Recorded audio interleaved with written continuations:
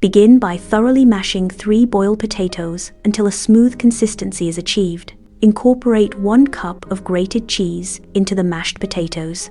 Add salt, pepper, and chili flakes according to taste preferences. Thoroughly mix all ingredients to ensure flavor is evenly distributed. Begin by taking small, manageable portions of the prepared potato and cheese mixture.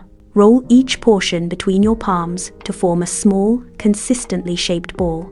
Ensure the balls are uniformly round for even cooking and a pleasing presentation. Prepare a coating station with a bowl containing breadcrumbs. Roll each potato cheese ball thoroughly in the breadcrumbs. Ensure each ball is fully coated to achieve a crispy exterior when fried. Heat oil in a pan over medium heat to prepare for frying. Carefully place breaded potato balls into the hot oil. Fry until golden brown on all sides for even cooking. This ensures a crispy outside and a cheesy, soft inside.